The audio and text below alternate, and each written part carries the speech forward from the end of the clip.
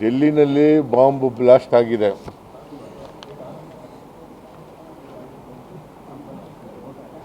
ಸ್ಫೋಟ ಒಂದು ಸ್ಫೋಟ ಆಗಿದೆ. ಇವತ್ತು ಕೆಲವರು ಸತ್ತಿದ್ದಾರೆ ಅಂತಕ್ಕಂಥ ಇನ್ಫಾರ್ಮೇಷನ್ ಇದೆ. ಕರ್ನಾಟಕದಲ್ಲೂ ಕೂಡ ನನಗೆ ಈಗಾಗಲೇ ಗೊತ್ತಾದ ಮೇಲೆ ಮೈಸೂರು ಪೊಲೀಸ್ನವ್ರ ಜೊತೆಲೂ ಮಾತಾಡಿದ್ದೀನಿ.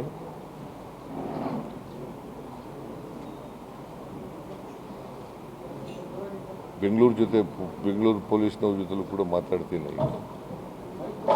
ಈಗ ಮೈಸೂರು ಪೊಲೀಸ್ನವ್ರ ಜೊತೆ ಮಾತಾಡಿದ್ದೀನಿ. ಬೆಂಗಳೂರು ರಾಜ್ಯ ಮಟ್ಟದ DGP ಜೊತೆ IGP DGP IGP ಜೊತೆ ಕೂಡ ಮಾತಾಡ್ತೀನಿ. ಒಟ್ಟಾರೆಯಾಗಿ ಇಡೀ ರಾಜ್ಯದಲ್ಲಿ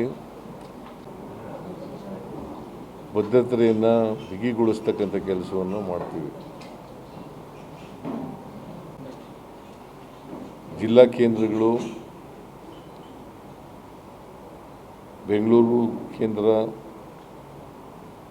ವಿಮಾನ ನಿಲ್ದಾಣ, ಬಸ್ ನಿಲ್ದಾಣ ಮತ್ತು ರೈಲು ನಿಲ್ದಾಣ ಸೇರಿದಂತೆ ಎಲ್ಲೆಲ್ಲಿ ಜನ ನಿಬಿಡ ಪ್ರದೇಶಗಳಿದ್ದಾವೆ, ಸಾಂದ್ರತೆ ಇರ್ತಕ್ಕಂಥ ಸ್ಥಳಗಳಲ್ಲಿ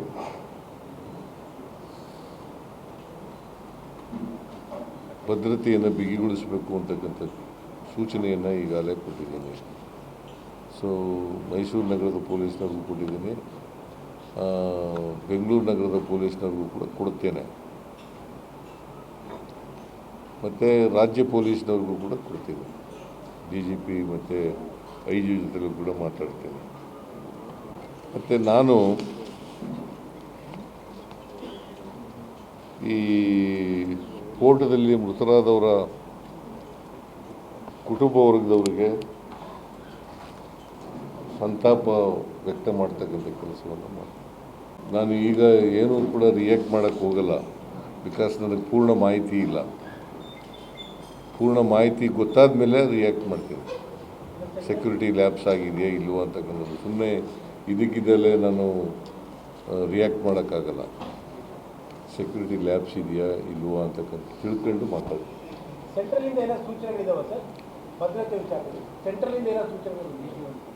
ನಾನು ಯಾರ ಜೊತೆಲೂ ಮಾತಾಡಿಲ್ಲಪ್ಪ. ಇಲ್ಲಿವರೆಗೆ ನಾನು ಮೀಟಿಂಗ್ನಲ್ಲಿ ಇದ್ನಲ್ಲ ಇಲ್ಲೇ, ಅದಕ್ಕೆ ಮಾತಾಡೋಕ್ಕಾಗಿಲ್ಲ. ನಾನು ಮಾತಾಡ್ತೀನಿ. ಈಗಲೇ ಮಾತಾಡಿ ಅಂದರೆ ಮಾತಾಡ್ಬಿಡ್ತೀನಿ.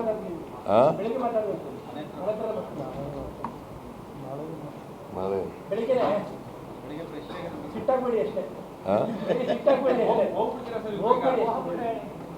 ಎಲ್ಲಿ ಸಿಟ್ಟಾಗ್ತೀನಿ ನಾನು? ಈಗ ನೋಡಿ, ಇಷ್ಟೊತ್ತು ನಾನು 11-12 ಗಂಟೆಯಿಂದ ಕೂತಿದ್ದೀನಿ. ಈಗ ಸಿಟ್ಟಾಗಿದ್ದೀನಾ?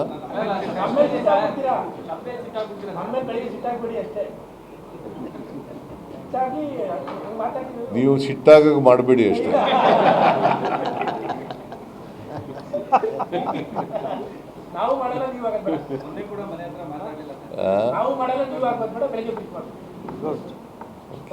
Okay, thank you.